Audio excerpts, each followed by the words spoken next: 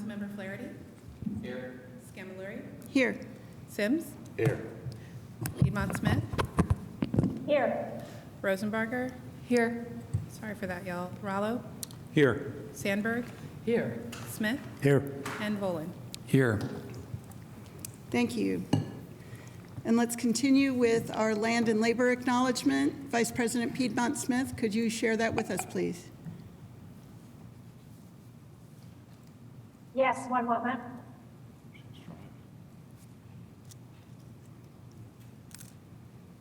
Take the next left onto North 8th Street, then turn right.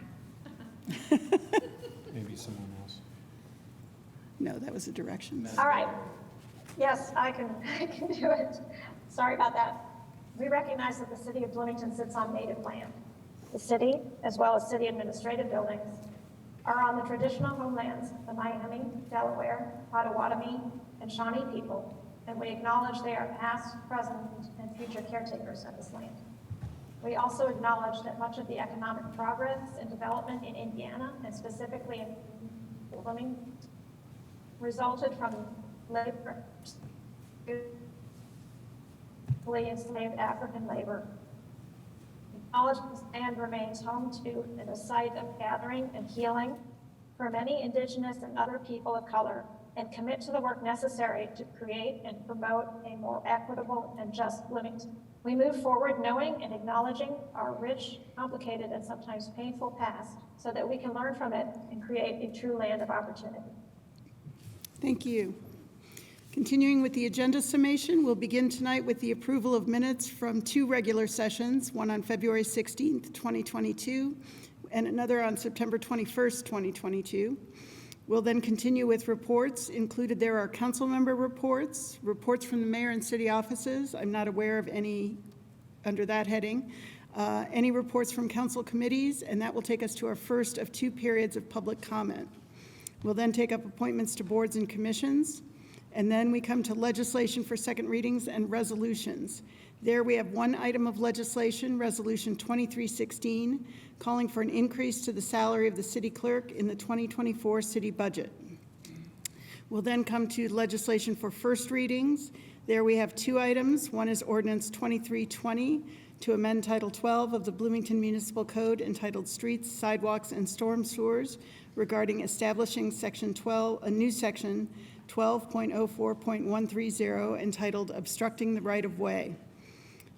Second item there is Ordinance 2321 to amend Title 15 of the Bloomington Municipal Code entitled Vehicles and Traffic regarding amending Section 15.32.150 to remove the 4-hour limit on all accessible spaces.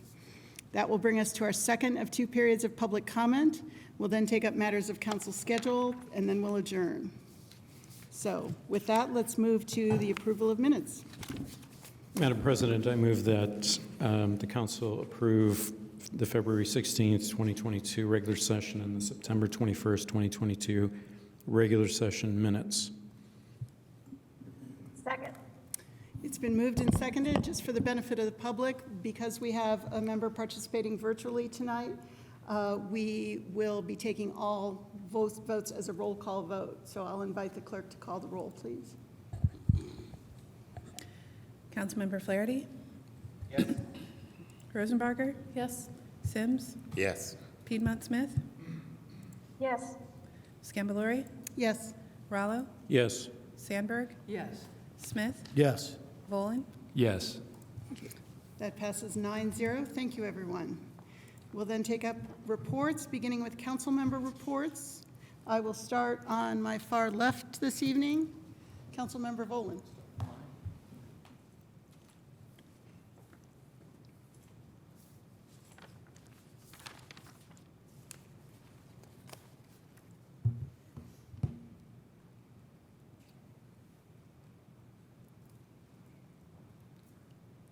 Could we go to another member while I get my thing Certainly. ready? Councilmember Smith. I have no report tonight, thank you. Thank you. Councilmember Sandberg. No report, thanks. Councilmember Rallo. No, thank you. No report. Councilmember Piedmont Smith. Yes, thank you. I believe council staff have a very short PowerPoint to share with you. So I just wanted to report back on the AIM Ideas Summit. That's the Association of Indiana Cities and Towns. Accelerate Indiana Municipalities is what that stands for. And that summit took place 2 weeks ago in French Lick. And I know that City Clerk Nicole Bolden was there as well. So for my part, I wanted to just review some of the panels that I attended, and then if anybody would like more information on any of those, you can feel free to contact me. So the first one was the mental health impact of the opioid epidemic and how communities are facing that challenge. So this, of course, is an important topic for us as well as for other communities. There was a presentation by an agency called Remedy Live. They do presentations to school children across the state and kind of getting at the root of why kids might be interested in trying opiates or seeking to fill some kind of void in their life. Then we heard a second panel that I attended was about housing programs and incentives to grow the housing stock. We heard from various Indiana communities about how they used residential TIFs, economic development lead funds, land banks, and other strategies. And we were introduced, or at least it was for me, it was new, the IHCDA in the state of Indiana has a housing dashboard that reports on availability and needs in that sector. Then the next day, there were a couple of 3 other sessions that I attended. So one was on sign ordinances, and actually there was a Monroe County legal case that was cited there that the basic upshot of the legal cases that have been brought against municipalities that have tried to restrict signs. The main point is that the municipality can regulate the location and the size, but not the content of signs. Then we had an interesting presentation about youth councils. Several cities and towns in Indiana have youth councils, a way to get young people to participate in their communities. We heard from New Haven, Greensburg, and Mishawaka. And actually, the AIM organization has a youth councils network, and they will meet here in Bloomington on September 30th. So I thought that was interesting, even though we don't have a youth council yet, but something to explore. And then we did hear from the town manager and police chief of Cumberland, Indiana, just east of Indianapolis, about their public safety organizational development in that town. And then on the last day, I heard about South Bend proposed or has a program to support minority and women-owned business enterprises, so MWBE. And so we heard from a city council member, a person from their legal staff, and a project manager describing how they established an inclusive procurement and contracting opportunities program and kind of revitalized it in 2021. So that was very interesting as well. And the final session is on build, operate, transfer, which is a way to have a public-private partnership in order to build facilities or buildings. And DLZ was one of the presenters there, and you may be familiar with that name because they are the ones hired by Monroe County to scope out and design the new jail. So it was a very interesting conference. It happens every year. Usually it happens in the fall. This time it was a little earlier because of the municipal elections. There was also a meeting of council members, and especially in that meeting, but throughout the conference, I could really perceive a marked difference between the interests and concerns of people in second-class cities, elected representatives in second-class cities, so the larger cities, of 35,000 or more, which Bloomington, of course, is one. And on the other hand, the third-class cities and the towns. which are much smaller, have a different form of government. They have a clerk treasurer or a town manager. So it's a very different structure, and I think those council members have a different set of concerns as they go about their jobs. So of course, there were vendors, lots of little tchotchkes given away. And overall, it was a great networking opportunity, and I would recommend it for any council members in the future. So that's my report. Thank you so much.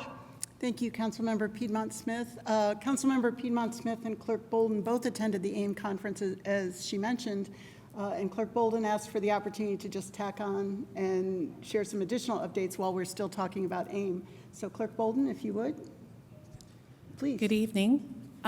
So what I would like to add to Councilmember Piedmont Smith's report is a little more context about AIM.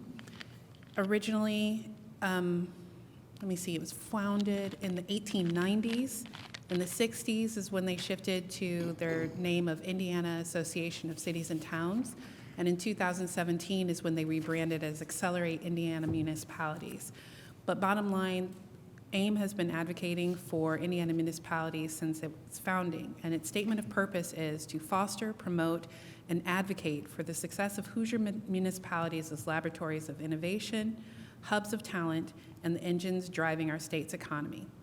What that means in practice is that they collaborate with state legislators and corporate members to ensure expertise and experience is leveraged for the benefit of all. So they offer on any given year, I think you're going to see about 100 different trainings, workshops, and webinars offered for ongoing education. That includes CLEs. So at the AIM Ideas Summit this year, every day that there were workshops, some of those workshops were also continuing legal education, which is enormously helpful for a lot of municipal attorneys who still have their ongoing requirements for education. This year, there were over 1,000 attendees at the summit and over 30 workshops. There were affiliate group meetings at that time, so the Council of Mayors met, the Executive Committee of the Clerks League met. As you all know, I'm the vice president right now for that. I have no idea. I wrote an abbreviation, and I honestly don't know what it stands for, so I'm going to ignore that one and go on to IMLA, which is the Municipal Attorneys Group as well.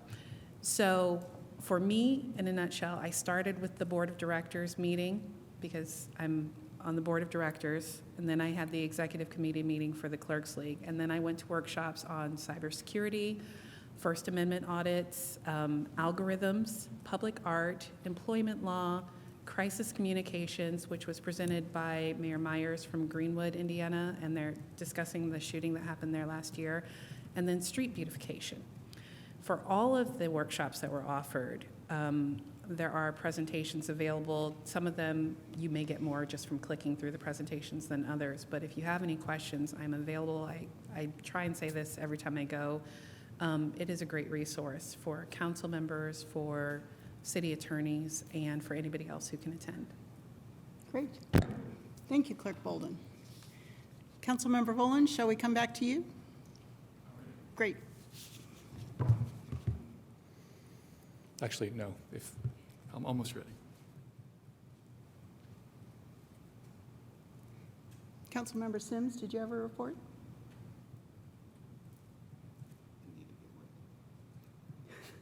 Councilmember Rosenberger. No report. Thank you, Madam Chair. No report, thank you. Councilmember Flaherty. Report, thanks.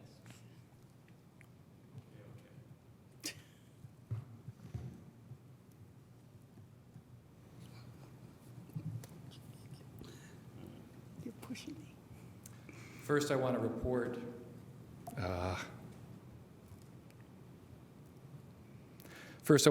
that after the final budget week hearing last Thursday, I walked outside the building to discover that the lock securing my trike had been cut and the trike stolen.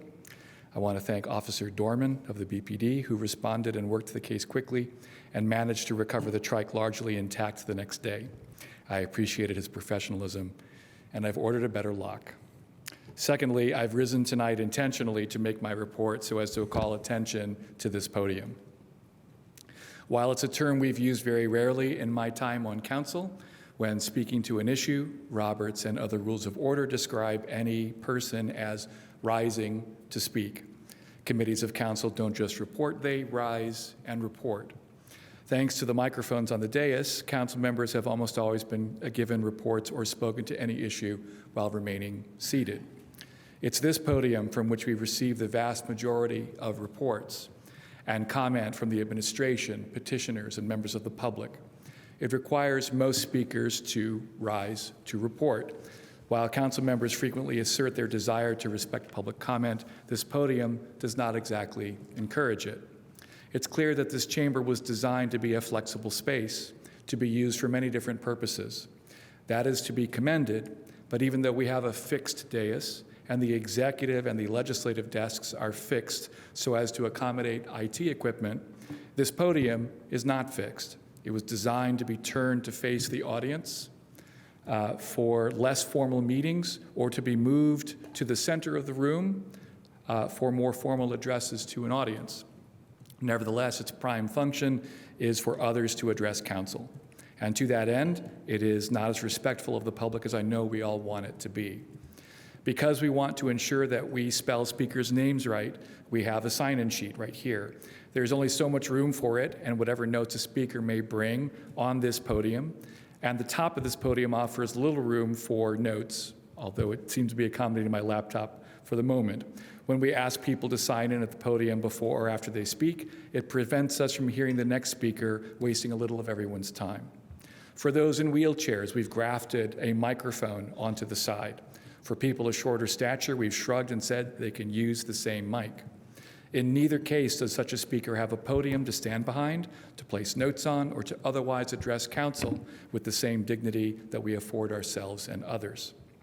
We have in recent years become more cognizant of how much time people have to address us, but the first solutions were to require speakers to break eye contact with those behind the dais, to look up at a huge screen above them. The most respectful way to show speakers their time remaining is a clock at the same level, and it's not actually working, you didn't set the time off, at the same level as where their notes might be. There we go. That's why, as president at the beginning of 2020, I requested this monitor be installed, as well as a second control panel on the dais, so that the officers of the meeting, and not just whoever was sitting at the executive desk, no offense, Mr. Lucas, could control the equipment in the room. While this grafted monitor at last provides speakers a more respectful indicator of their time remaining, it only became fully operational last month. It should not have taken 3.5 years to make such a simple change. This monitor should always be functioning and be easy enough for any body which meets in this chamber to use without training. On many occasions, I've been on this side of that dais, usually to address other bodies. Despite the fact that I've served as a council member for almost 20 years, I've always found speaking from here awkward and a little intimidating. It's time we rethink it. In the name of spatial flexibility, the compromise of this room and the dated design of this podium undermine those who would speak here, as well as being a stumbling block to more efficient meetings. We could and should have a separate, smaller podium off to the side for speakers to sign in. Frankly, we could do worse than to permanently replace this podium with a desk or a table, straight or curved, such as we see in Congress and many other bodies. There's no particular need or value in requiring speakers to stand before this dais. A desk would more equally accommodate speakers of any size or ability and allow space on top for a speaker's laptop and then some, as well as a less complicated, less expensive monitor setup than this, in the same way as the control panels. It's time we consider putting an end to making anyone here have to rise to report. It didn't occur to me until preparing these remarks that this topic might be one for the coming committee and council processes to consider, but I believe it might be appropriate to add to its agenda. That's it for my report. Thank you. Thank you. And that was everybody. Great. I'm not aware of any reports from the mayor and city offices nor from council committees. Is that correct? Okay. That'll bring us to our first of 2 periods of public comment. May I have a show of hands in chambers of those who would like to offer public comment? I see one. Mr. Lucas, can you extend our invitation on Zoom, please? And if you would like to approach the podium, please do. Yes, if members of the public would like to offer comment, please use the raise hand feature in Zoom to alert us. You can find that raise hand feature under your control bar by clicking the Reactions tab or the More tab. You can also send a chat to the host to let us know you'd like to speak.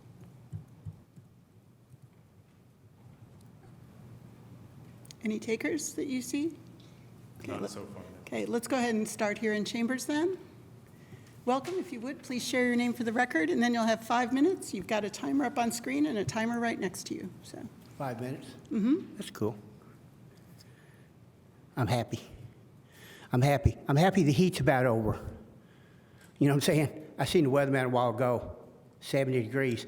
Man, it's been a killer the last 2 or 3 weeks. And I'm pretty happy it's going to be getting cool. I'm stoked. I'm happy. But, I'm also, some other things here.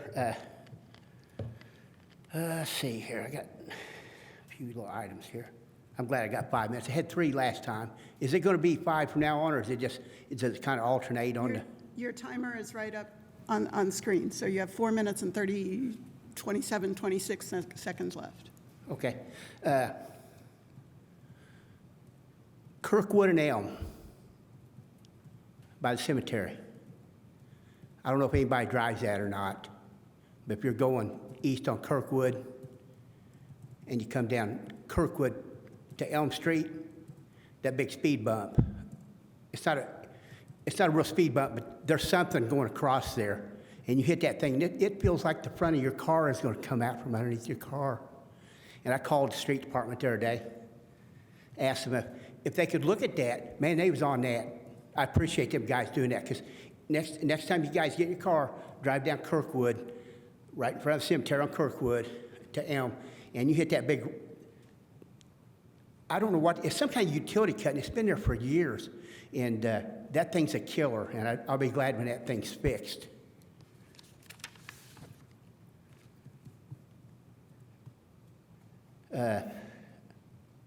I've got a buddy that runs a business here in town, kind of south of, on South Walnut, and he deals in cars and stuff like that, and it's out of control. He has people sleeping in his cars, defecating all over the place. He's all the time picking up their trash, needles. It's really out of hand. I've seen it over the last few years get a lot worse.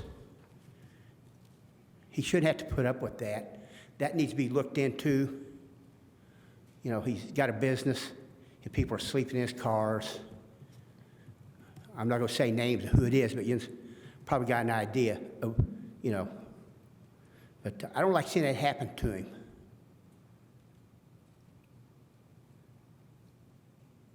No new jail. We don't need one. We don't need new jail. We need to go here and let the nonviolent people out. I know we got a system everybody's got to have their, do their thing when they break the crime or do the crime. They've got to pay society their debt. But man, we got to let the nonviolent ones out. We got a lot of players on the street that need to be up there. We need to make some room. No new jail. I've dealt with this jail.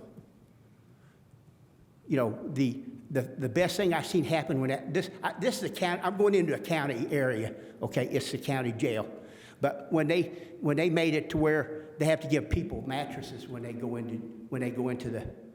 first arrest you, and they take you in that thing and lock you in that thing and lock you down.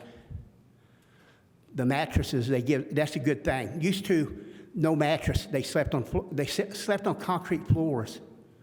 I didn't care much for that, but giving people mattresses, hats off to the new sheriff.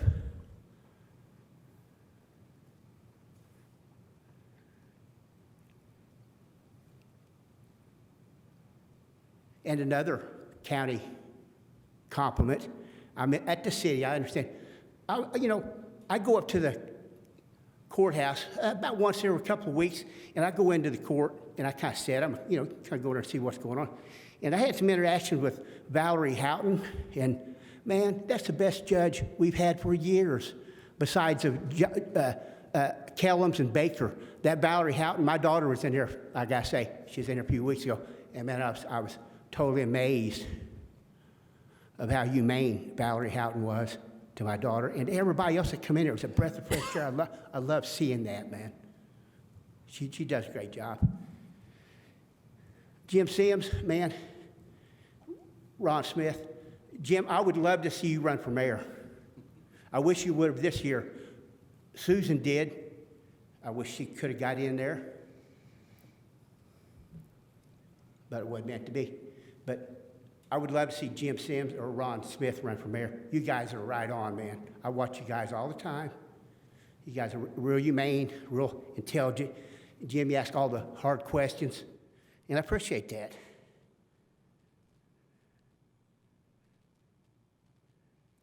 Mr. Rubel, thank you for your comments. You're at your time. Thank you for your comments. Appreciate it. Mr. Lucas, do we have anyone on Zoom who would like to offer comment? Yes. Next is Charlotte Zitlow. Welcome, Ms. Zitlow. Could you please confirm your name for the record, and then you'll have 5 minutes.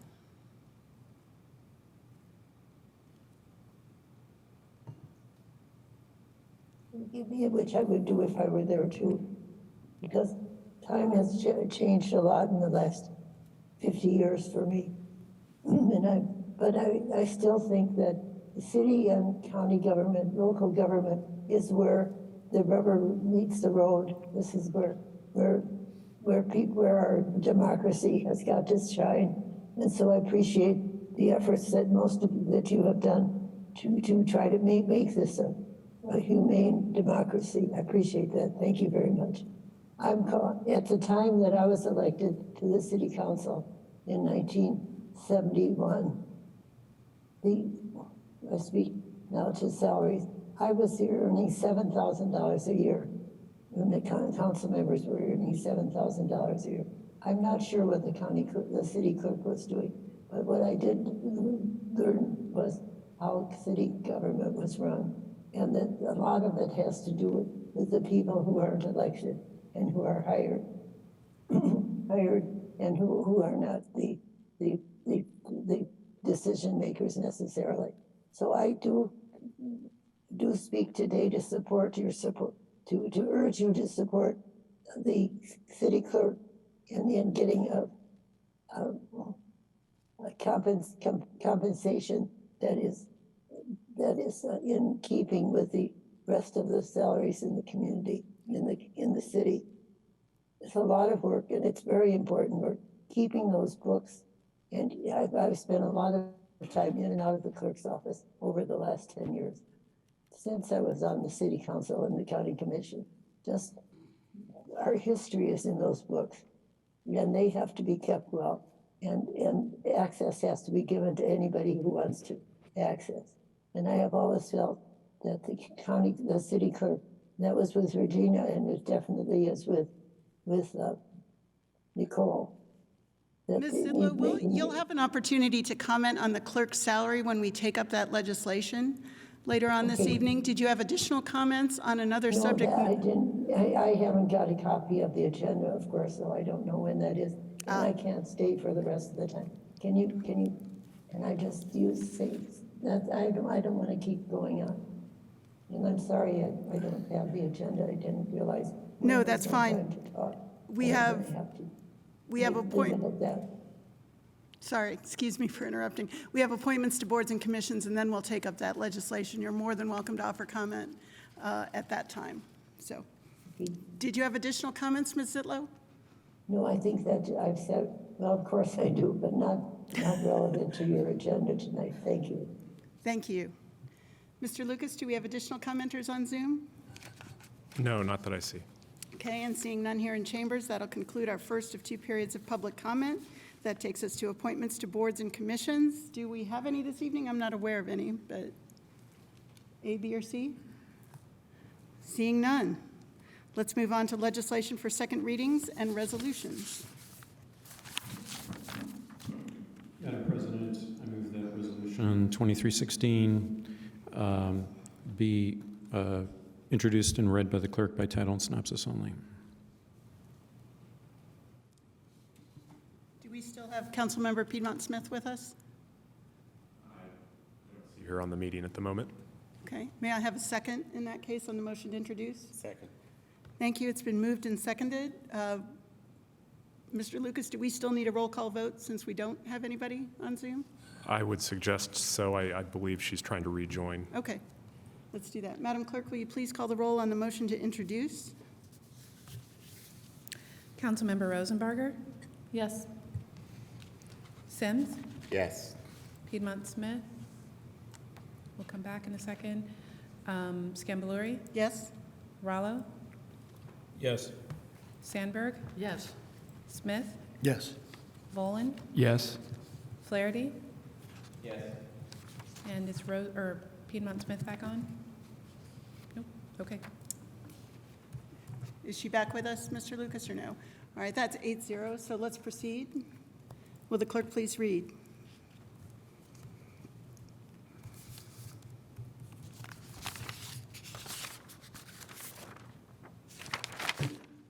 Sure. Resolution 2316, calling for an increase to the salary of the city clerk in the 2024 budget. The synopsis is as follows. This resolution is sponsored by Councilmember Flaherty. It expresses the Common Council's intent to increase the salary for the city clerk.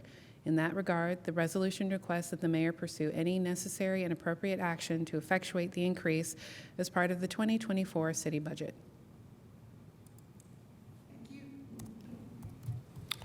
I move that Resolution 2316 be adopted.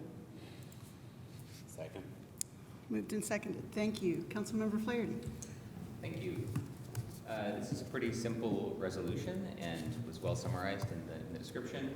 I'll go through just a little bit of background and some details about it. It is, of course, not a binding piece of legislation. It is endeavoring to express the council's intent and wishes with respect to the budget and appropriation ordinances. I will note that as the whereas clauses specify, we of course do have the statutory duty and ability to fix the salaries, fix the annual compensation for elected city officers, including the city clerk, but recognizing that that also requires appropriations to back fixed salaries. I think the more appropriate way to pursue this was to have a formal expression of the council's intent and request to the mayor with respect to changes that would be needed to the salary ordinance, the relevant salary ordinance and appropriation ordinance to effectuate this change. We just went through budget hearings, that was last week, and heard from the city clerk about her office and department and her role at that time, noting that the clerk's office functions very similarly to what we would call city departments in the civil city budget, those that are under the purview of the mayor's administration. My feeling is that both the city council office and the clerk's office are in fact independent departments, and that we should be thinking about the folks who head those departments as department heads. That's acknowledged in the whereas clauses here. And essentially, along with other changes that were already incorporated into the budget with respect to the council office, this seeks to address what I feel is an inequity with respect to how we've compensated these positions historically, and bring us to a level more in line with department heads. So the number that is requested within the resolution as drafted is $104,089, which matches the step that we had also requested, or individual members had requested of the mayor with respect to the council office. Again, people might think about those offices differently. For me, the dispositive data point or question was respect to whether or not we should think of these offices as departments or not. I know that the council memo also attached some salaries from clerks' offices around the state, but I would just reiterate that my perspective is that there are systematic ways in which we've undervalued the position and not considered it appropriately, and so I consider the benchmarking value of those to be minimal, personally, which is what led me to request the amount that the resolution has. I'm happy to answer questions about that, or also turn it over to staff or the clerk herself if others have comments. Thank you, Councilmember Flaherty. Are there questions for Councilmember Flaherty?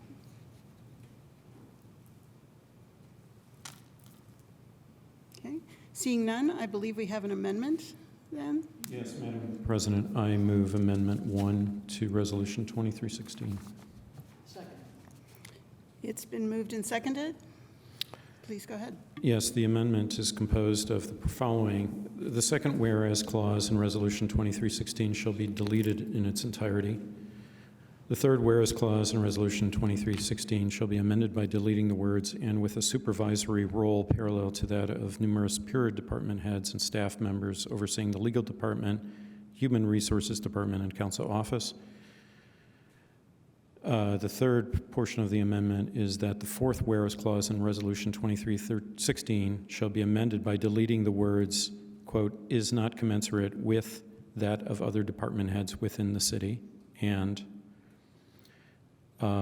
number four, the last whereas clause in Resolution 2316 shall be amended by replacing the amount of $104,089 with the amount of $87,000. And Resolution 2316, Section 1 shall be amended by replacing the amount of $104,089 with the amount of $87,000. Shall I present the amendment? Well, let me first say that I have points of agreement with Councilmember Flaherty, and I appreciate his presenting this resolution. The points of agreement I have is that I believe we should express our intention that points out a deficiency here in salary. And my second point is that I agree with that the clerk's position salary should be adjusted. How I differ and what the amendment addresses is that Councilmember Flaherty determines that the clerk's office is equivalent to an administrative department head. And I explored that proposition of that equivalency, and I don't agree for the following reasons. It is an elected position, number one. Does not work for the mayor. Number two, the work is very different in terms of the various initiatives and projects and actually the general size of the office, which is, even the smallest department is twice the size of the clerk's office. And I agree that the clerk sets budgets and reviews payrolls, but so do divisions of public works, for instance. So, for instance, the Division of Animal Care and Control does the same. So given that, I determined that I found it lacking in terms of the equivalency of departments. I did look into evaluating the position relative to its peers, and that led me to the conclusion that the clerk's position does need adjustment. And I first inquired of human resources at the city, and Mr. Lucas, would you present the table that was provided by HR department? And this is the one that was sent to council, and it was referred to by Councilmember Flaherty. And what it shows is we had a evaluation of salaries in 2016-17 that included elected offices, and this displays peer cities as determined by the inquiry of the consulting firm that asked the various holders of jobs in the city what their positions consisted of. And so they found that these were equivalent cities. And what the HR department did is compensated for the time elapsed by increasing the salaries by 10%, and found that the average and the median was approximately $76,000. I then inquired with some help from office staff as to a ranking of cities in Indiana in terms of clerk salaries. And that's displayed by this table, with the highest population at the top, to Fort Wayne, and then displaying the salaries. And I think one thing is generally known is that there is variability among clerk's duties. But what I found was that various clerks have duties that exceed those expected of Bloomington. So, for instance, Westfield and Columbus, for instance, have clerk treasurers, and the treasurer is essentially the controller of the city, and so essentially keeps track and presents city finances. Other cities, such as Carmel, have courts that exceed just simply adjudication of traffic matters, traffic fines.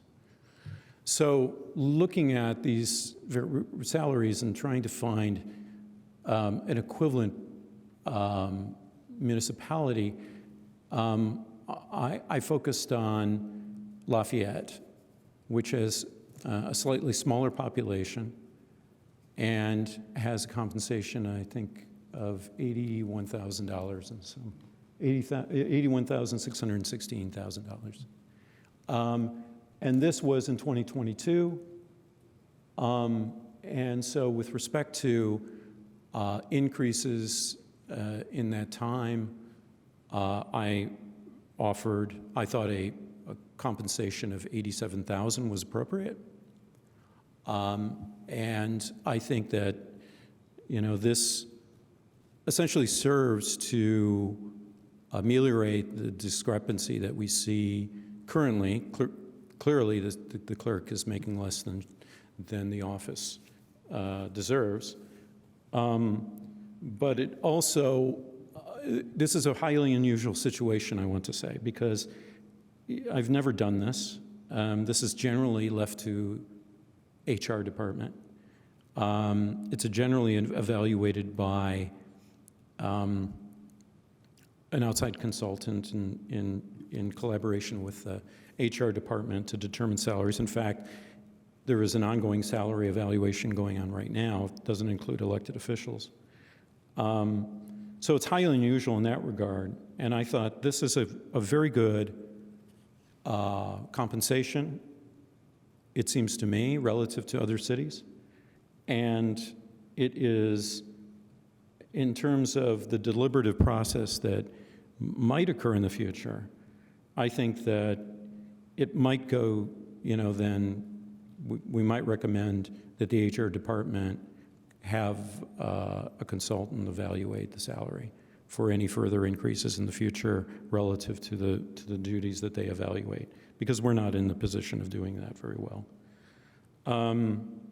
I do want to say that I think that if we do set the salary high, we're obligated to pay that, I think, statutorily. We can't cut it in the future. And so I think we ought to have some discretion here in terms of making sure that we do so in a way that puts us, of course, in a very competitive situation relative to other clerks, but also to make sure that it's within the relative comparative salaries. So I think that's all I have to present. My co-sponsor, Council President Scambaluri, might have a few words to add, but I'm open to questions. Thank you. Add my comments at the end. I'm happy to add my comments at the end. Are there questions? Councilmember Holm. I have a number of questions. I'll ask as many as you give me in the first round. First of all, I didn't see Westfield or Columbus on the list of second-class cities. Are they second-class cities? I don't believe they are. I think Columbus is in process to become one. Well, but that's not relevant for now. Their rates are going to be different, aren't they? Yes, they're higher paid than we are. Yeah. Yeah. Secondly, and they have different duties, is my point. This market is a more expensive market, at least for housing, than even Carmel, let alone Fort Wayne or any place else. What do you say to that, the fact that the cost of living is higher here? Yes, I talked to the Clerk Bolden about this, and I think her estimate was that we're a couple % higher than Lafayette. So I think that was part of my rationale in keeping it to 87. Let me turn in the question to proposing Clerk 87. Bolden. What say you? Cost of living, it Yes. actually varies from second-class city to second-class city. So while Lafayette has a difference of 2%, you can look at Noblesville or Fishers or Fort Wayne and see rates as high as 9.5% difference. So if you're looking at the average of second-class cities who are actually clerks and not clerk treasurers as they are in Westfield and Columbus, then you would actually see a much higher average per salary if you account for the cost of living difference in Bloomington as opposed to, say, Thank you. Yeah, Lafayette. I get the idea. Thank you. Thank you. I've got more questions, but I'll wait for other people.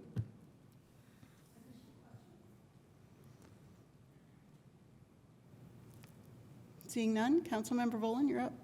Right. Mr. Lucas, I note that the ordinance that fixes the salaries for elected officials is not an appropriation ordinance. Does that mean that council can increase the figures on that form? Is that an ordinance that has to originate from the mayor's office? I will try to answer each of your questions in reverse order. No, I don't think it has to originate from the mayor's office. On the question of whether the council could amend the numbers on that form, my opinion is yes, although there are practical limitations in how Bloomington has historically taken up budget legislation that would make doing so alongside with the vote on the budget appropriation ordinance difficult. Essentially, the budget would have already been submitted to the state. The ability to make adjustments both by the council and the administration would be more constrained than at this point in time. Yes, but the administration regularly brings if at least one, if not two, reversion ordinances every year. Surely they can fill in the difference for what, in this case, would be $17,000. I think that's doable. I have another question for Councilmember Rallo. I have heard from several of my colleagues that Bloomington is special. And so that's why, for example, we didn't adopt something like committees. Why are we now settling for the median across the state, letting other cities determine what we should do? If the city is so unusual and special that it doesn't need to do things like other cities do, why do we need to follow the lead of other cities now? Well, I'm not sure I agree with your premise. The HR department determines that to be in the median range, the salary increase should be to $76,000. I'm proposing $87,000. So it's at the high end of the respective clerks' positions, excluding those that have special duties like courts or as equivalent to controllers.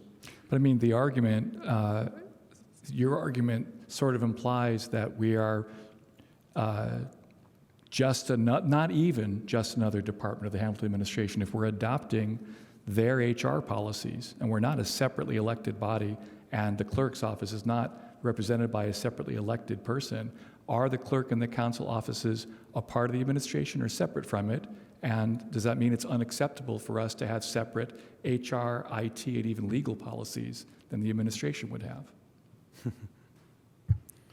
Well, that's a question that we can debate. I'm not certain. I mean, heretofore, we have followed the HR recommendation for both Civil City and the elected offices in terms of their recommendation for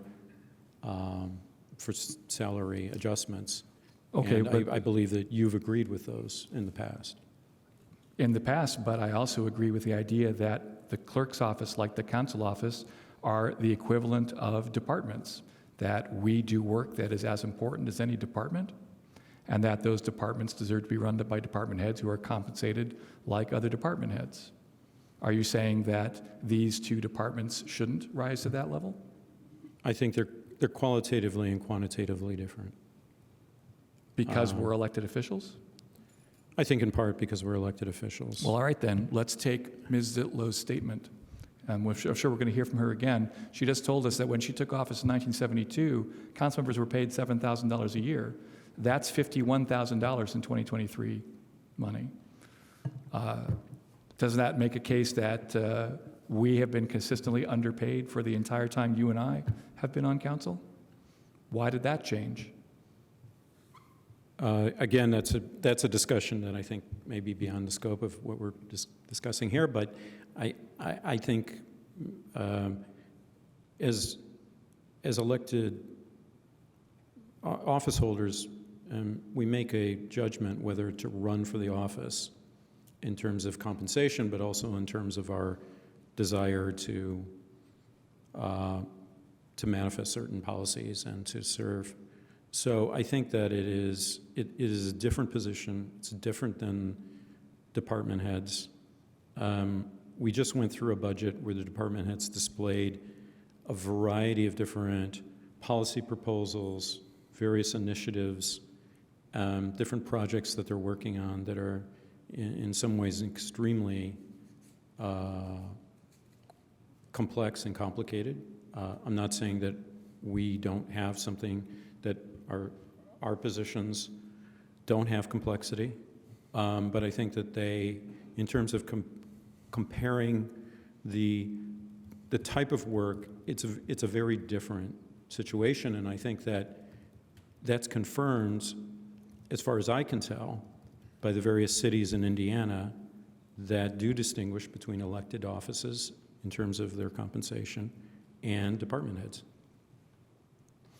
Well, I think this is a time to debate, but I will disagree with you for now. Thank you.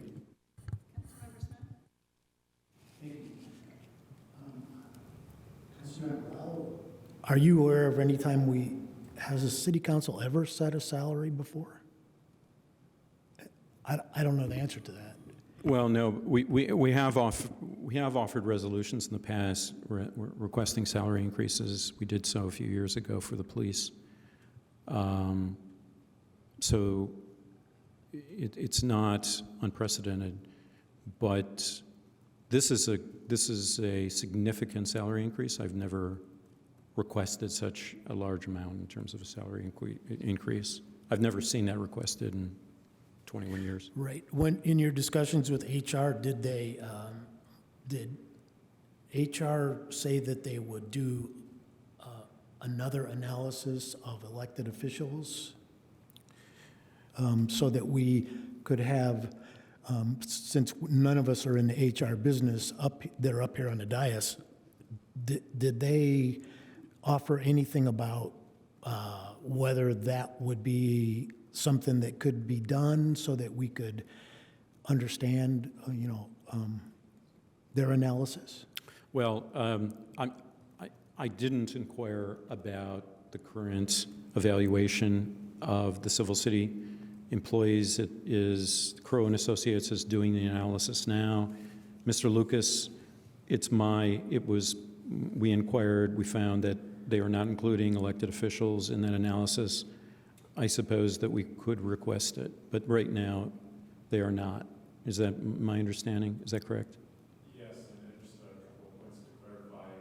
The Pierce City salary information that HR provided, I don't believe that was any type of a recommendation on this particular question. That was simply relevant information they shared from the previous salary study, updating it with 2022 salary amounts and factoring in an increase for the next 2 years. My understanding is that the current ongoing salary study does not include elected officials. I don't know whether it could at this point. I know they've been conducting that study over the course of several months, so that may be something to reach out to them about if that's the will of the council. Could I add that I did speak to the mayor last Friday, and he recommended that this be a matter that was done in an objective fashion with consultant and HR. However, this process was essentially initiated with some discussion with the mayor's office. I understand that the mayor is open to suggestions from the council. I do believe that the clerk's position is undervalued in terms of relative to other clerks in the state. and that should be ameliorated right away without waiting. So I'm in favor of an increase. So I'll leave it there. Thank you. Thank you.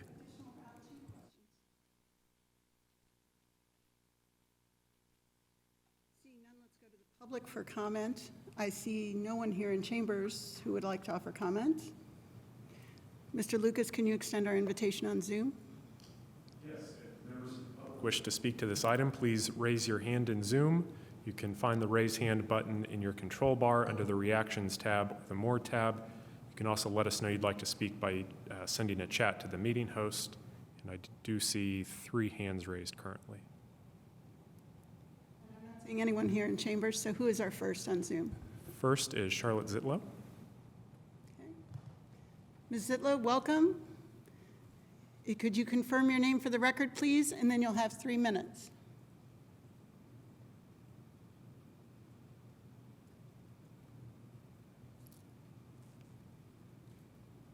Are we able to connect?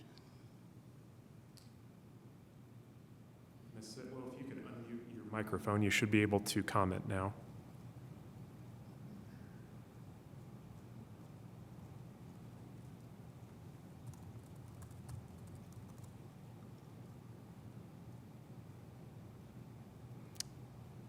Shall we go on to the next speaker and then come back? Oh, No, he said, welcome, Ms. Zitlow. Please go ahead. You'll have 3 minutes. Okay, now. can you hear me now? Yes. Can you hear Yes. me now? Please go Okay, ahead. Thank you very much for letting me speak again. I appreciate that. As I listen to you in this discussion, I understand that the comparison with other communities and so forth and so forth. And I do think that we have to have verifiable data to back up any requests we have in the use of money. I think that's very important. I do want to say this, we are in Bloomington, Indiana, where we have a huge number of students, in case you hadn't noticed. And we have an unusually unbalanced citizenship here. And that's, we see a lot of demand in the clerk's office specifically that is engendered by activities of the students and the fact that we have a low income, very, very high rate of housing prices here and very little for affordable housing also creates a special demand. So even the numbers,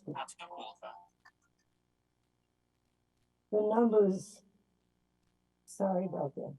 The numbers are not the same numbers from one city to the other. Lafayette is not like Bloomington, and Columbus is not like Bloomington, and South Bend isn't even like Bloomington. We have a special nature of our constituency that I think impacts the clerk's office quite greatly. Thank you for your consideration. I hope you will continue to discuss this because I don't think it's as simple as you make it sound, Mr. Rowell. Thank you, Ms. Zitlow. Mr. Lucas, who do we have next? Next up is Jamie. Hello, if you would, please confirm your name for the record, your full name, and then you'll have 3 minutes. Okay, my name is Jamie Scholl, and thank you for allowing me to speak. I want to express my appreciation for Councilmember Flaherty's drive for equity and bringing this up. This question about compensating appropriately for the position. I also like to appreciate, send my appreciation to Clerk Bolden for the good work that she's done. This has been a really interesting discussion. I listened to some of this in the meetings last week in recording. And it's been interesting to consider if this position is a department head or not. I've wondered how much technology has changed the position since I was more active and got to know the previous person who held this position. I am wanting to keep this position in alignment with those in the state that have similar responsibilities, although I know that there will be a difference because Bloomington has some things going on that's different than other locations in the state as well. I checked out the website. It looks like the marriages aren't there anymore, or that will be coming back. I wasn't quite sure. So that's a duty that's possibly not being held up as it used to be. And having been a federal employee before, I know that the cost of living, if there's a cost of living increase, that's really great. I don't remember if other people in the city have gotten that, but I know as a once federal employee that we had a baseline for my GS level that then was moderated by the amount that it costs to comfortably live. And at that time it was in San Francisco. So I'm all for getting the salary up to a certain level, and then seeing what the cost of living would be to make this really accurately reflect what the position really does.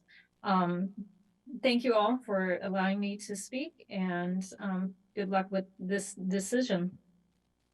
Thank you, Ms. Scholl. Mr. Lucas, we have one more, I believe you said. Yes, next is April Hennessy. Ms. Hennessy, could you please confirm your name for the record, and then you'll have 3 minutes. Welcome. Yes, hi, my name is April Hennessy. Thank you for letting me speak tonight. I would like to speak in favor of Resolution 2316 at the amount of $104,000 and change. I don't know the exact amount anymore. Oh, $89. And I do just want to say that, I've heard a lot tonight about the department head sort of conversation, the duties involved in sort of executing this position, and a host of other things. And I think the thing that I just do want to sort of emphasize is that we do often think about Bloomington as unique or special for lots of reasons. And we pride ourselves on that. And I think it's when we look at some recent data and polling and things like that, Indiana is one of the most undesirable places to live in the United States right now for a lot of reasons. We are coming in, just behind Florida and some other states. And I know that seems maybe like a funny thing to note, but I do think that we in Bloomington have always said that we're different, we're special, we operate differently than a lot of the other parts of the state.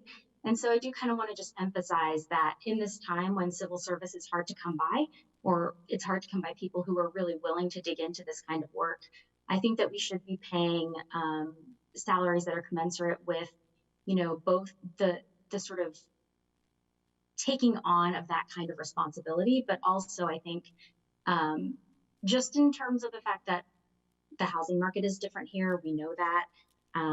We do look unlike many other second-class cities in the state.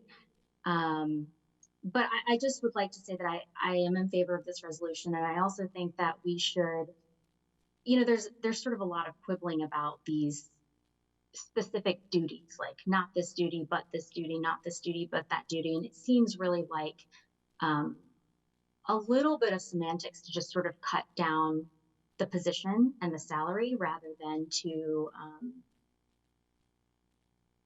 really measure the job by any other clerk position in the state. Because the fact of the matter is that the clerk position is going to vary from city to city, right? It doesn't look the same in any one of these cities, and there will be duties that are subtracted or added every time we take into account what a city clerk is doing. So anyway, with that said, thank you so much, and thanks to those leading the charge to increase the salary so that we're more equitable and sort of more desirable to be in this particular city of Bloomington. Anyway, thanks. Thank you, Ms. Hennessy. Mr. Lucas, I'm not seeing anyone else here in chambers. Do we have anyone else on Zoom?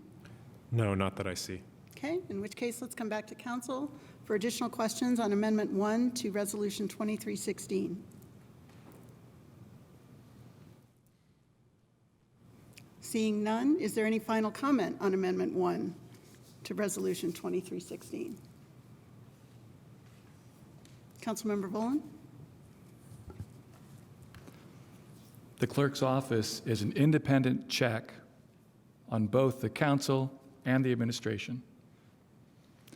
Without the clerk's office, if the council were allowed, for example, to take minutes of its own meetings, a less ethical body than ours could betray the public trust by changing minutes and perhaps even votes.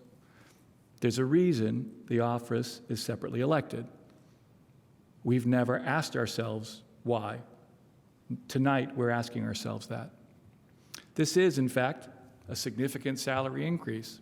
It's also not the salient point of the resolution. The point is that the clerk's office, like the council, is a full-fledged department of the city, vital to the operation of the city, without whose cooperation legislation cannot legally be enacted. The clerk signs every piece of legislation we enact for a reason. Ask the state about it. Councilmember Rallo hasn't seen such a salary increase because for too long, the idea of the clerk's office as a separate department wasn't in anyone's Overton window. During his entire tenure, that's been true. But former Councilmember Zitlow is living proof that we used to have higher standards, that this body used to be paid more, that we paid a better wage than we have in the time that Councilmember Rallo and I have been on the council. And we know that that the salary ordinance is not an appropriation ordinance. And I've been laboring under that mistake for a long time, and my eyes have been opened. We can change that ordinance upwards, not just downwards. If we can set a standard by not following other cities in other ways, we can set a standard here. We can send a message that this job across the state deserves a compensation that will allow clerks to hire the staff they need to stay competitive in a job market that's never been tougher, in a hiring market, I should say, that's never been tougher, to keep employees who are generally grossly underpaid and who take that huge pay cut to work for the public interest. You heard Councilmember Zitlow, we're a special community, something I've heard several of my colleagues say on other topics. I would even point to the county commissioners who insisted the same thing, that they too were underpaid, that it was so difficult that many people think twice about running for commissioner because it pays so little. I disagree with a great deal of things that the county commissioners have decided, but on this point, I will always defend them. They deserve the increase because the public deserves to know that elected officials have an incentive to do the best job that they can, and not just whatever will get them by.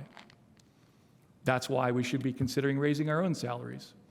This is the time to do it. When 5 of us are leaving, we might as well do it for the generations to come. And that's the point overall. It doesn't matter who is the specific person is. It's about the principle behind the idea that, yes, the clerk's office is a department as surely as the council's office is a department of the city. Why are we allowing the city's HR department to determine the policies of separately elected officials?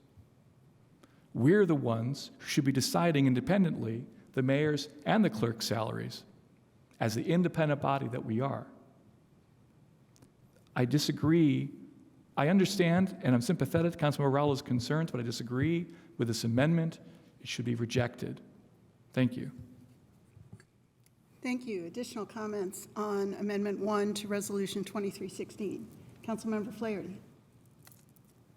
Thank you. I mentioned earlier in presenting the resolution initially that my view is that the clerk's office is a department and that we should treat compensation of the clerk accordingly. I haven't really heard a compelling reason why that's not true from anyone, so that's still my view. The one other thing I just wanted to note is that I also hinted at in my initial remarks is that I worry that benchmarking to existing salaries of clerks in other cities feeds into an existing systemic inequity. It enshrines it by embracing that as the standard. I think the position is probably undervalued and historically undercompensated everywhere.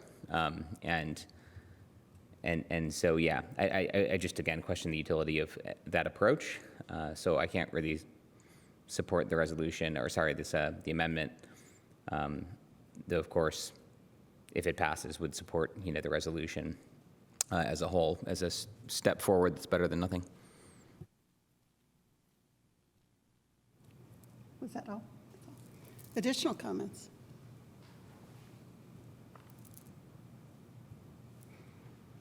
Seeing none, I'll finish up. As a co-sponsor, obviously, I support this amendment. A lot of this discussion seems to center around points of comparison for the role of clerk. Do we compare the role to other department heads? Do we compare it to peers at comparable, or as comparable as we can get cities elsewhere in the state? My view is that for benchmarking purposes, we need to look to other clerks around the state and not simply to our department heads. Department heads, just as a matter of personnel, are recruited and hired in the market. They are not elected officials. So I see that as a fundamental difference. This has nothing to do, in my mind, with whether or not someone has an important role. Some are characterizing this as a discussion of whether or not the clerk's role is very important. Of course it is. So I don't see that as figuring into this decision at all. I do agree with the original premise of the original resolution that this position is undercompensated. A 5% raise would have put this at just under $68,000. That's why I support a 34%, more than a 34% increase in this salary. I do believe that Bloomington has cost of living issues. That's why I'm supporting something more than $75,000 or $80,000. That's why I'm supporting $87,000. So again, for me, the point of comparison is most appropriately other elected officials in cities that are comparable. Is there ever a perfect match? Probably not. But I think that needs to inform our decision. So that's my point of view. Is there any additional comment? Councilmember Boland. A vote for this resolution, or for this amendment, I should say, would send the clear message that the clerk's office is the only office less than. We are moving to ensure that our department head will be paid at the level of a department head. But we are pointedly not doing so for an office that is demonstrably a department. I had my doubts about the idea that the clerk and counsel's office count as departments. It's easy for us to second guess ourselves. We're elected officials. We think about it all the time, how this might have an effect on the way people perceive us. But I've been persuaded by the argument that we both, this body and that office, are both full-fledged departments of the city that are required for the functioning of the city. And it'd be hypocritical for us to vote for an increase for our department head, but not for the other department. I urge my colleagues to not compound the hypocrisy by voting for this amendment. Please, thank you. Thank you. Any additional? Councilmember Piedmont Smith. Yes, thank you. I agree with my colleagues, Councilmember Flaherty and Councilmember Boland. I am in favor of the resolution as written. I think that it certainly is a large pay increase as written, but let's recall that this is after years of neglect of the compensation for this position. And to say, oh, it's too big a leap now would doesn't mean that that's not a fair salary. The problem that it's too big a leap is because we haven't been paying attention to it for decades. But the salary should be at the level of department heads. I do feel that the clerk's office, just like the city council office, are departments. And we should be able to get well-qualified candidates from a broad range of the public interested in this position. And at the current salary and even at the salary proposed here, we won't get the best applicants. So I think that, of course, not to say that our current clerk is not an excellent candidate. She certainly is. So I agree with Councilmember Flaherty that the benchmarking perpetuates an inequitable system in which city clerks have been undervalued. And therefore, the benchmarking doesn't hold a lot of water with me. So I will be voting against the amendment. Of course, if it passes despite my vote, then I will still vote in favor of the resolution, since I feel very strongly that the clerk needs a substantial raise, and 87,000 is certainly better than just the cost of living. Thank you. Thank you. Additional comments? Seeing none, Madam Clerk? Yes. It is incredibly awkward to sit in this room and listen to people discussing the salary of the city clerk without having a natural role in the discussion. The council sets the salaries for elected officials in state code. Now, by consent, you've generally deferred to the mayor in that respect, but it still leaves the clerk in a position of silence, which is where we usually sit. I've tried to respect that this evening. I've listened to some mild distortions, and from those who sponsored the resolution, and I was disappointed, or the amendment to the resolution, and I was disappointed to hear them. And more than that, I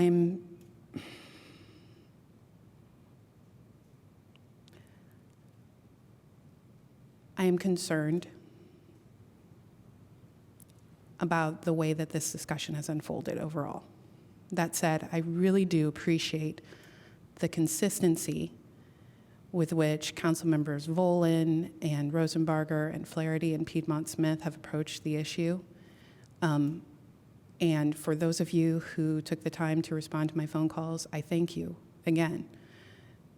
This is awkward and embarrassing and difficult to be talking about money in such a public way. And so, sitting back in this, I will say thank you for those who were advocating for a higher salary overall. It is a department head. There's nobody else who runs the department except for the city clerk. I think there's a vast difference between asking about what things are required for a position when realistically anybody who comes into the clerk's role knows there's a learning curve that you have to engage in rather rapidly. It is helpful to have experience beforehand, which is required of other department heads. It is helpful to have a higher education than just that of a college degree. A law degree has been enormously helpful. It is helpful to have working knowledge of budgeting and other things. Yes, there are other initiatives that come other departments, but they are driven by a directive. I'd be happy to do a whole bunch of other initiatives through the clerk's office, but I'm also somewhat limited by code and by council. And last, I would like to remind you all that the Office of the City Clerk in Bloomington attends several more hours of meetings than our counterparts and produces much more extensive records. Anyway, thank you for your time. I do appreciate it. I appreciate all the work that you all do. And that's it for this amendment. Oh, I guess I should say I'd ask that you vote against the amendment, but that's my feeling. Thank you. Thank you. And could you please call the roll on Amendment 1? Deputy Clerk Stoll for that. Very well. Deputy Clerk Stoll, would you please call the roll on Amendment 1?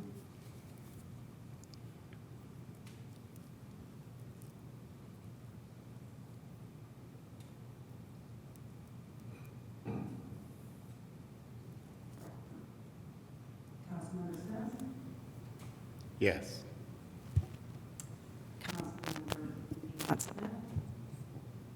No. Yes. Bravo? Yes. Yes.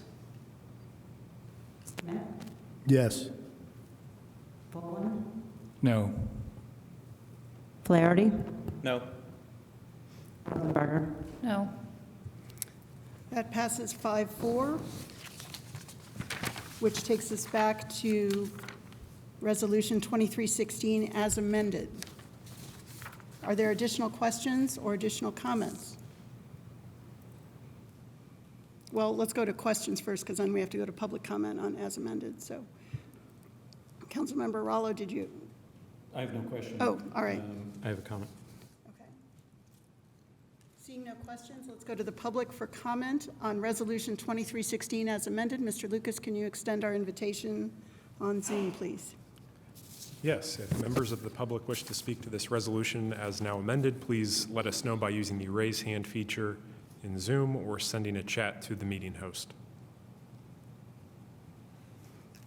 And I'm not seeing any here in chambers. Any on Zoom?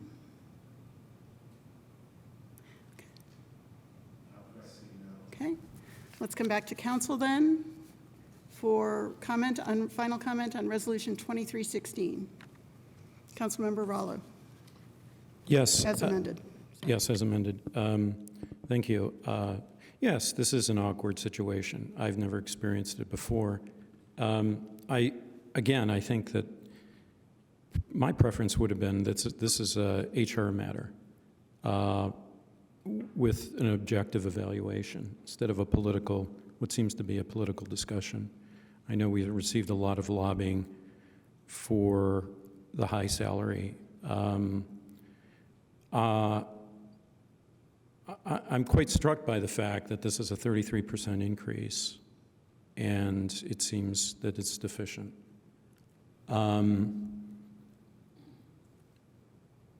I also want to note, just for the record, that this places the clerk within the top quarter of all clerk salaries within the state, and there are qualitative, quantitative differences between clerks' offices. This is not a clerk controller, nor is there a court included.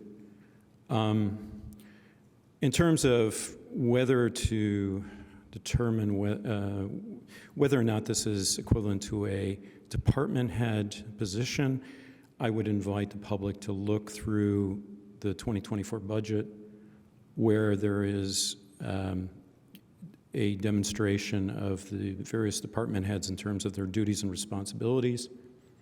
Look at those, look at the clerk's office, determine for yourself if those duties and responsibilities rise to that equivalency.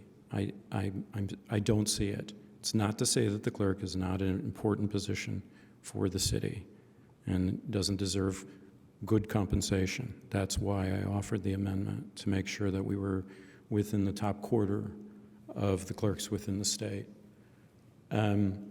But for those who believe that this is a equivalent, then I'd like to see the data. So there was various references to data. I'd like to see it in terms of all the duties that the particular office compares with those of departmental heads. I don't see it. Perhaps they do. So it's an invitation. And this might be a matter, again, to evaluate further next year with an independent body, as we do, to set salaries. This is really the most probably difficult place to be to set salaries. I don't think that the council is equipped to do that, to evaluate it. It really needs to be an objective body, at least to this degree of increase in salaries. So that's my comment. Thank you. Thank you. Additional final comment. Councilmember Flaherty, then Councilmember Volan. Thank you. Obviously, I'm disappointed, in the amount we settled on, but we'll support the resolution. I'm struck a little bit by Councilmember Rallo's invitation to make a data-driven case for why the positions heading to what I would call departments of the city are in fact department heads. But of course, the same question could be asked in reverse. What's the data-driven case to say they are not? And I don't think that case has been made either. I know we've pointed to salaries of other clerks in other cities, but that's not data about whether or not someone should be considered a department head. To me, that should be the default and starting point. There's a presumption that if you head a department, you're a department head. The duties and responsibilities vary across all of the department heads, including managing staff from just half dozen people to departments that extend to 200 people. And those department heads are compensated roughly the same, with some very minor degree of difference. So this is philosophical kind of at some level, but I just have yet to hear a compelling reason why somebody is not a department head who heads a department. Again, the closest thing anyone's come, I spoke to the mayor about this, it was invoked by Councilman Rowell earlier this evening, is sort of the number of staff being managed, but I think it has a lot more to do with the scope of responsibility. And I think, again, that favors the way I see this with respect to both the council office and the clerk's office being departments that deserve compensation for the folks who head it at that level. Thanks. Thank you. Councilmember Volin. My colleague says he prefers that this would be an HR matter, but then he invites us to look at other department heads' duties.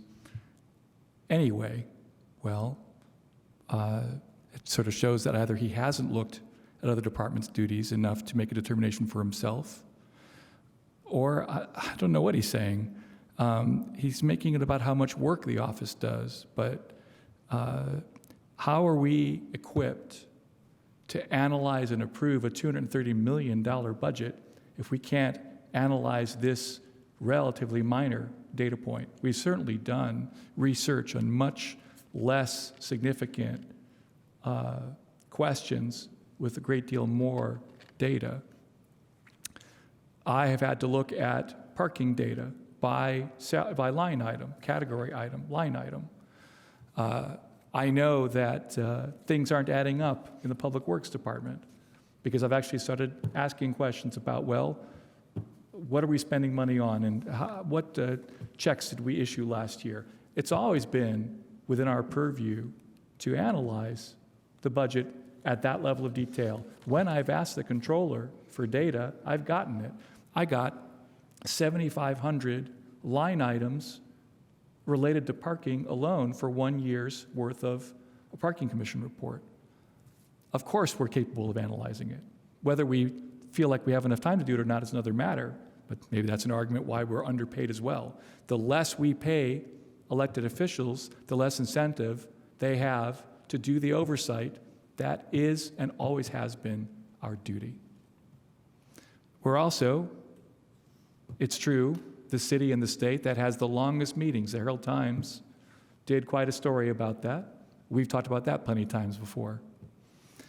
The increase isn't the point. The recognition that this is a co-equal department of the city is the point. The proposed salary would have been the lowest level for a department head, which HR has said would be $108,000. That's what we're proposing for our administrator. The same should be good for the clerk's administrator, who is the clerk. I'll be voting against the resolution because I know that we can change the salary ordinance itself, and we should change the salary ordinance. The administration does not have to do it. The ordinance should set the clerk's salary at the same level as we are asking for our own department head. I'll be voting no on the resolution. Thank you. Thank you. Additional comments? Seeing none, will the clerk or deputy clerk please call the roll on Resolution 2316 as amended? Councilmember Smith?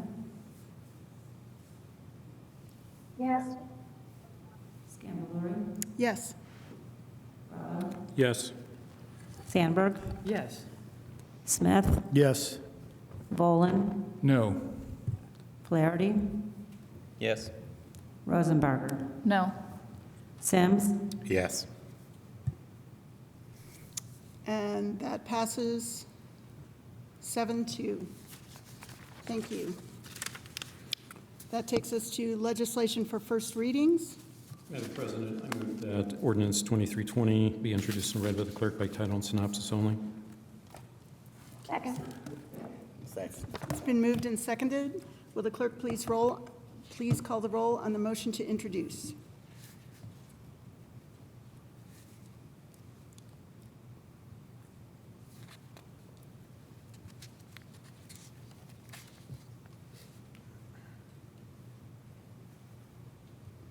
Ordinance 2320 to amend Title 12 of the Bloomington Municipal Code. Madam Clerk, will you please call the roll on the motion to introduce? Shoot. Well, I could do that too, but why? Okay, let's see here. Councilmember Scambalori. Yes.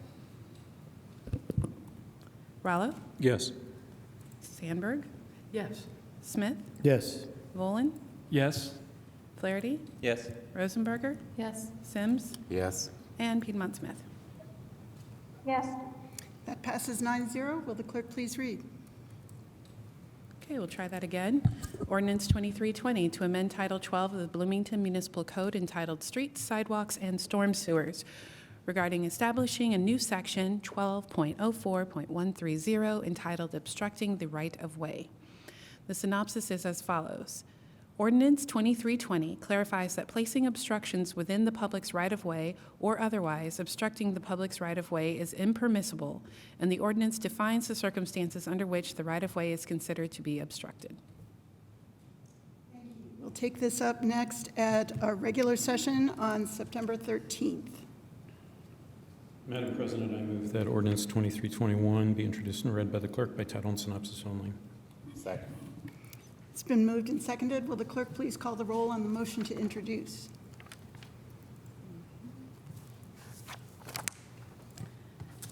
Rallo. Yes. Sandberg. Yes. Smith. Volan. Yes. Flaherty. Yes. Rosenberger.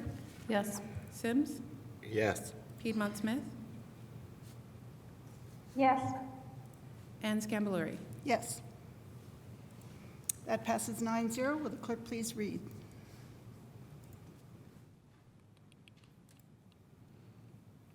Ordinance 2321 to amend Title 15 of the Bloomington Municipal Code entitled Vehicles and Traffic regarding amending Section 1532-150 to remove the 4-hour limit on all accessible spaces. The synopsis is as follows. This ordinance approves changes to Bloomington Municipal Code Section 1532-150 in order to include a time limit on accessible parking spaces only in parking lots or zones that impose time limits on non-accessible spaces, and to remove time limits on accessible parking spaces in parking lots or zones that do not otherwise impose time limits. 321 next at our regular session on September 13th. That takes us to our second of 2 periods of public comment. If there is anyone in chambers, please raise your hand and approach the podium. Mr. Lucas, can you extend our invitation on Zoom, please? Yes, if members of the public wish to speak, please indicate your desire to do so by using the raise hand feature in Zoom or sending a chat to the meeting host. You can find the raise hand button in your control bar under the reactions tab or the more tab. I do see one hand raised at the moment. Okay. I'm not seeing anyone here in chambers, so let's go to Zoom then. First, it looks like Chris MG would like to speak. Thank you, Madam President. Good evening, council, distinguished staff. This is Christopher Ng from the Greater Bloomington Chamber of Commerce. I want to start my public comments with a hearty thank you to Mayor Hamilton and his administration for the 2 most recent appointments to the Capital Improvements Board, or the CIB. Both former Deputy Mayor Mick Rinnison, no stranger to this council, and Associate VP of Capital Planning at IU, Adam Peace, are excellent additions to this 7-member body. The current 6 members will now decide on the 7th and final appointee. This body will take the politics out of decision-making, allowing the process to move forward with the expansion of the Monroe County Convention Center. The Chamber wants us to be effective in a timely design that meets the needs of our community. We have the utmost confidence the CIB will provide just that backing. This has been a long and arduous development. Even back in 2017, there was division among the county council who passed the food and beverage tax to pay for this endeavor. Since then, 2 chamber administrations have worked to convene the city and the county to create a governance that will make this expansion a reality. Well, we have finally crossed the finish line. My appreciation for both units of government, including this council, for staying the course and negotiating terms that are acceptable should be recognized. I also want to give a nod to the tireless advocacy of Visit Bloomington and Downtown Bloomington, Inc. This was not a smooth process. Everyone's patience and fortitude were required. I realize this was not the top of every elected official's agenda. However, by expanding and renovating our convention center, we can now compete for out-of-town visitors during some of our slower tourist times of year. This represents an economic driver for our economy, with the flow of additional out-of-town dollars being spent at our local businesses. Thank you for your time tonight. I hope to see you in person very, very soon. Thank you, Mr. MG.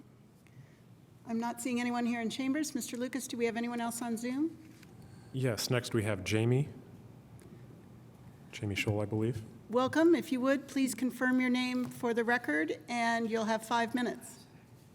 Great, thank you. My name is Jamie Scholl, and something that I don't think got placed in, I'm just going to pull that out and say it now, because I think this is general comment, if I'm correct.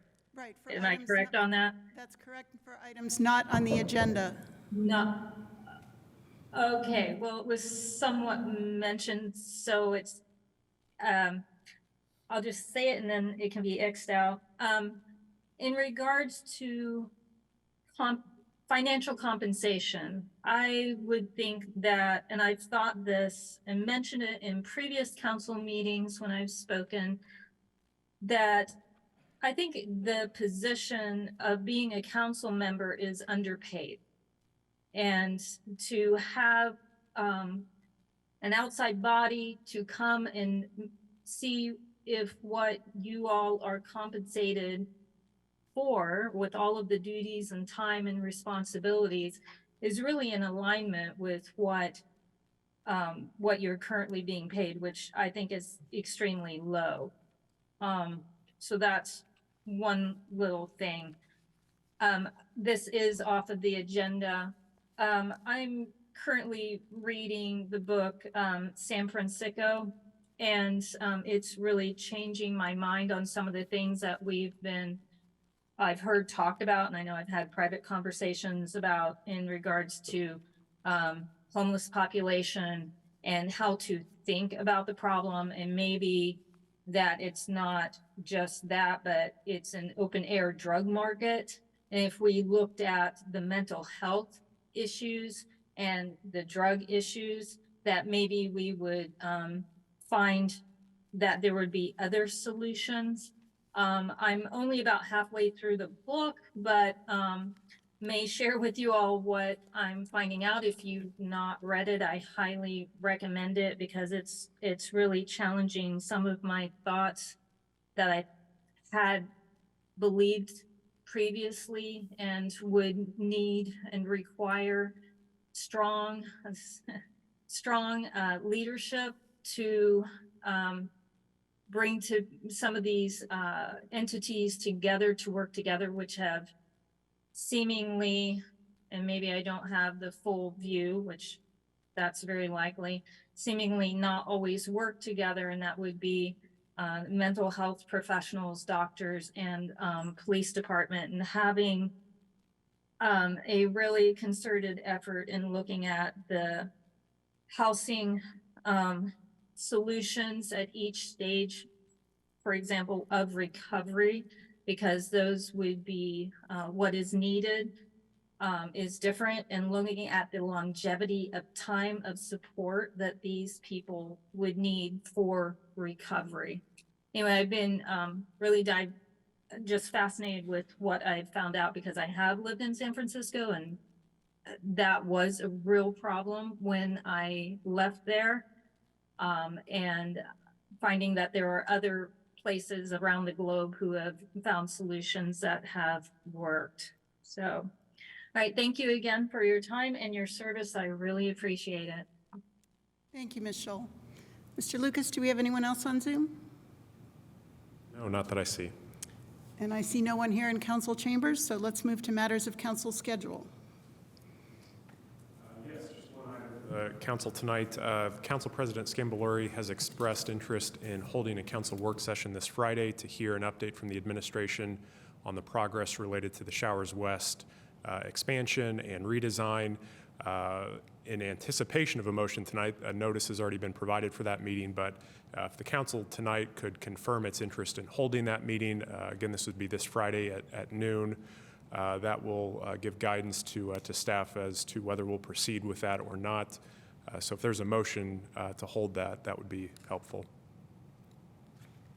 And again, I know several council members are going to be traveling and attending a conference, but for those, is there a motion from among those who will be here? I'll make a motion. Move to, could you be specific? To have a work session on Friday at noon regarding the Showers update. September 8th. September 8th. Great. And it's been moved and seconded. Will the clerk please call the roll on? Motion. Could you please? The motion is to hold the motion is to hold a work session September 8th at noon. The matter is the presentation by the administration of the Showers construction planning update. And the second was Councilmember Rowland. Okay.